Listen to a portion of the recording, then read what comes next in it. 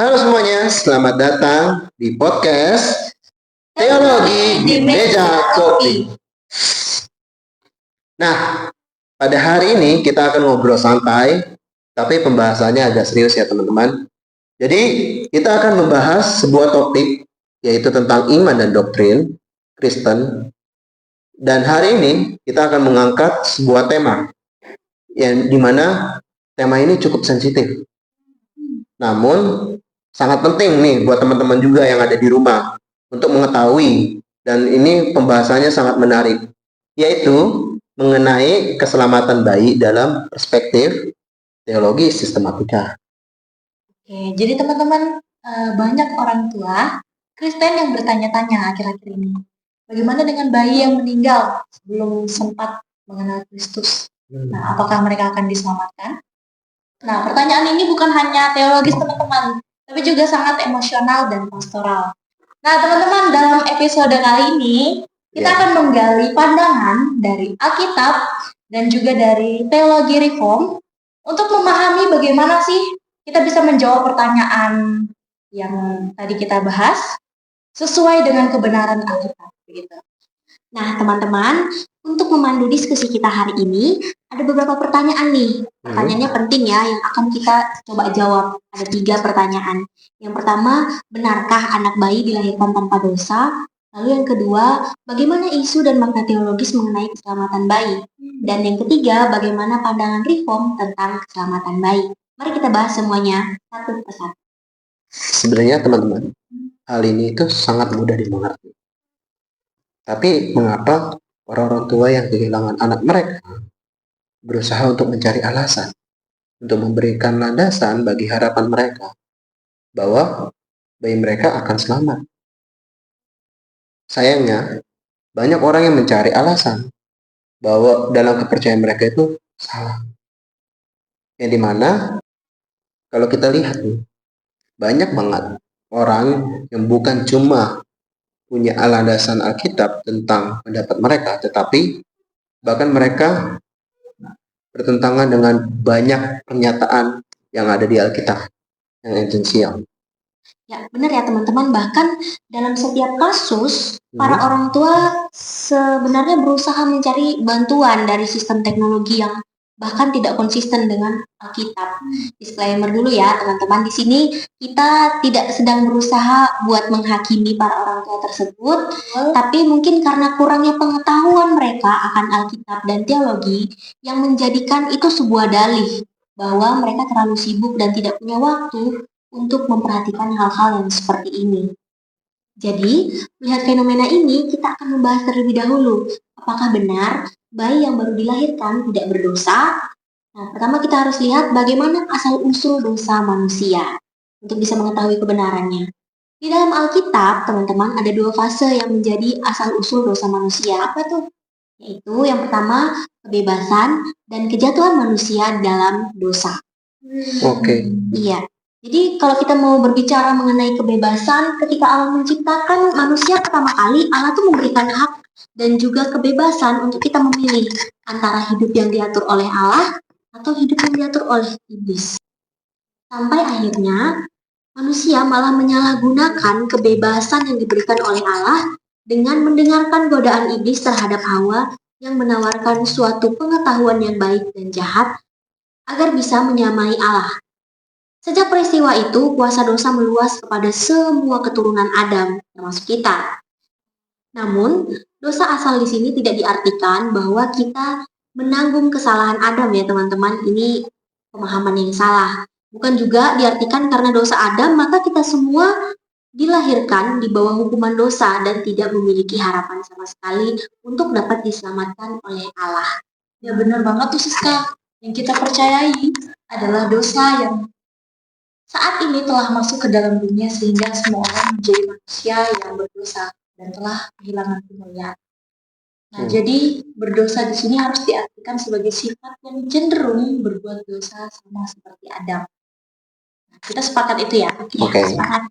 Nah, maka dosa di sini adalah suatu keadaan yang tidak sesuai dengan norma-norma moral, hukum Allah, baik yang tertulis maupun yang tidak tertulis, dan mendatangkan murka Allah.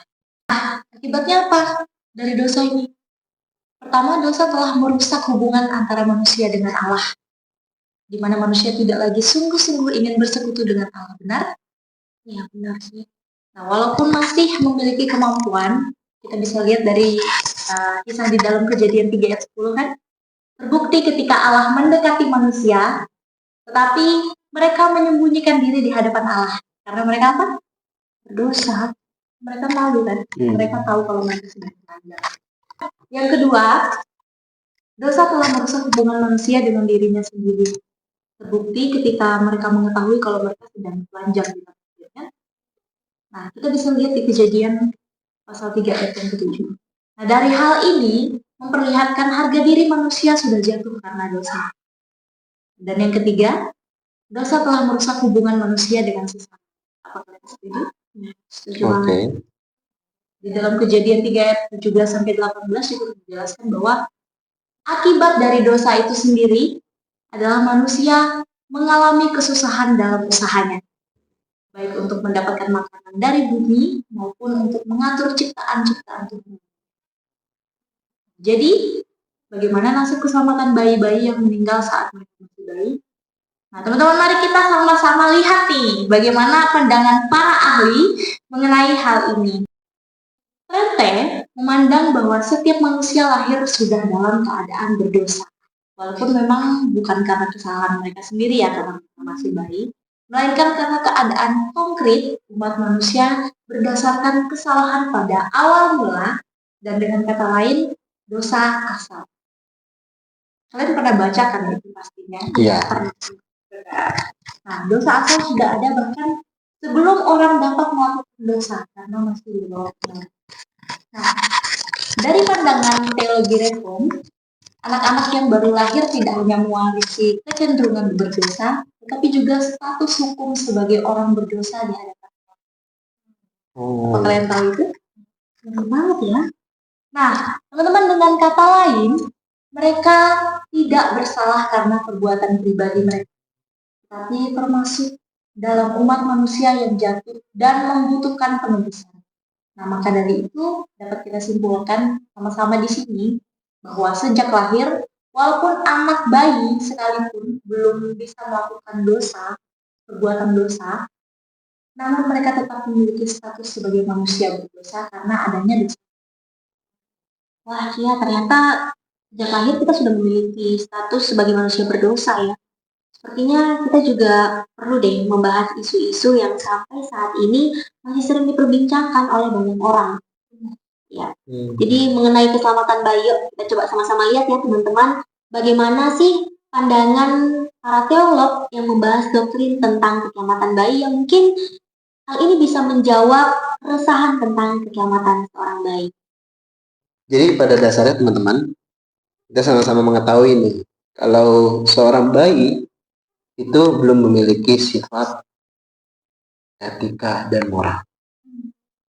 Jadi karena dosa asal nih, mereka tetap masuk ke dalam golongan manusia yang telah berdosa. Lalu bagaimana ketika mereka meninggal di usia bayi? Apakah karena dosa asal itu mereka justru tidak selamat?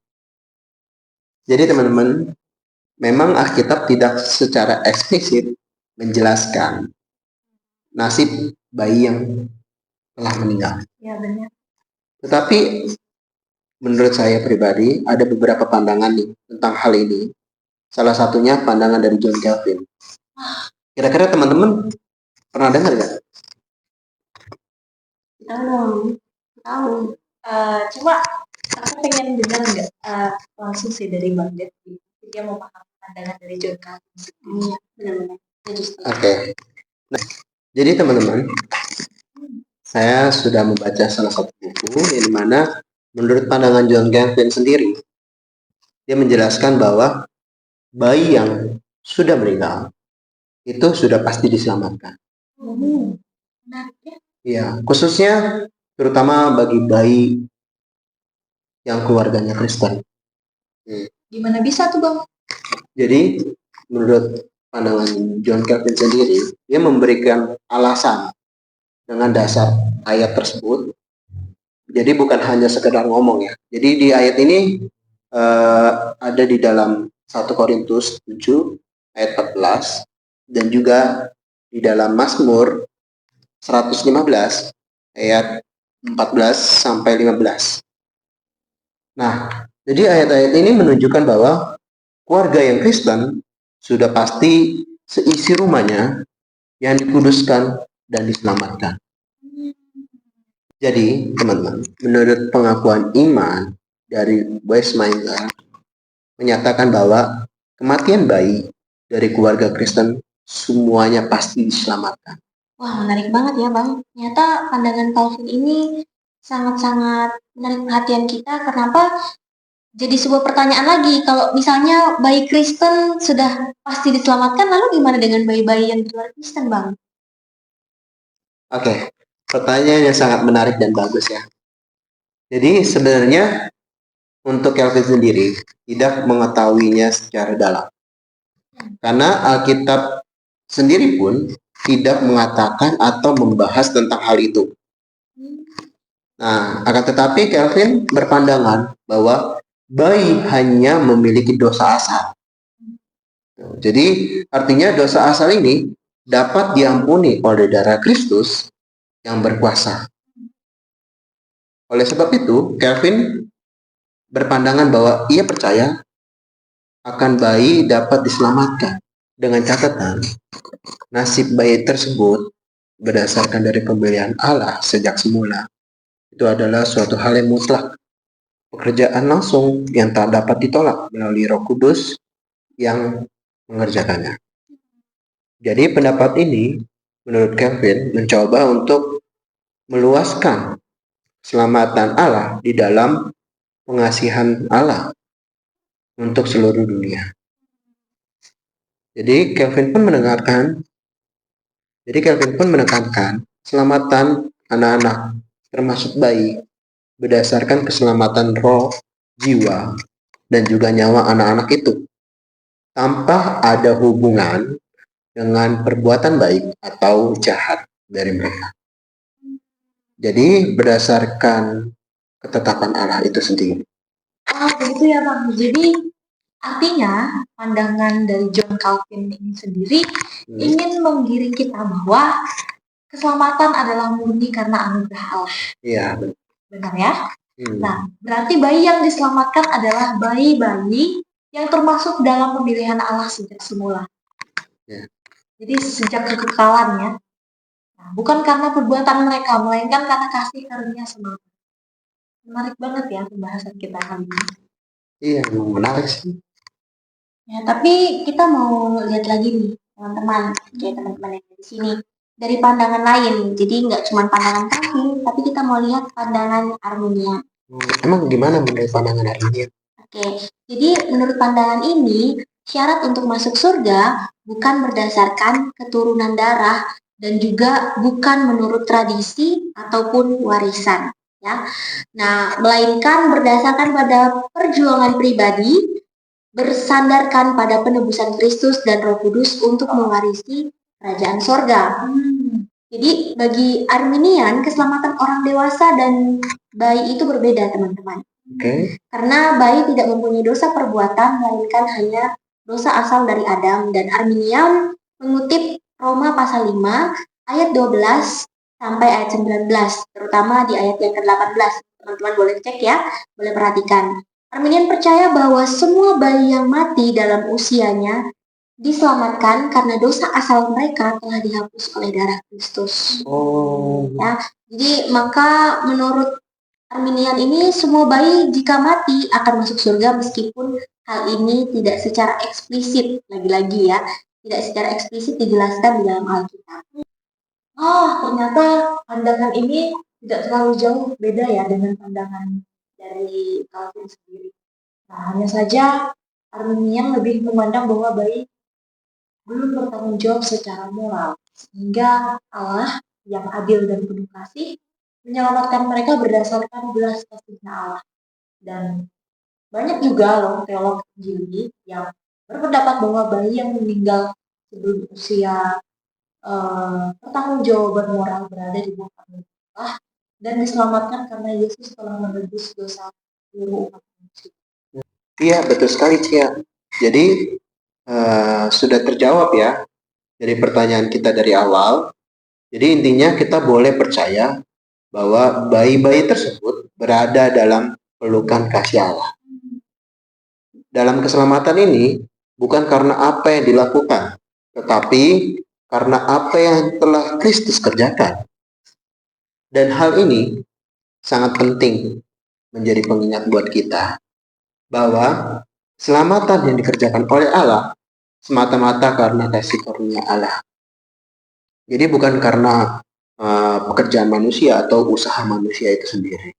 Jadi manusia tidak bisa mengatur tentang keselamatan itu tersendiri. Oke, bener banget ya Bang Dev dan juga Cia. Jadi hal yang bisa kita simpulkan nih teman-teman yang ada di rumah juga dari obrolan mengenai bagaimana keselamatan bayi adalah kita dan juga para orang tua, walaupun kita belum jadi orang tua ya, untuk yang sudah pernah mengalami kehilangan anaknya, kita memiliki sebuah pengharapan bahwa bayi yang meninggal dalam usia dini, bahkan mereka belum mampu memilih atau menolak Allah, sudah pasti akan diselamatkan oleh anugerahnya. Ya, teman-teman perlu percaya hal itu.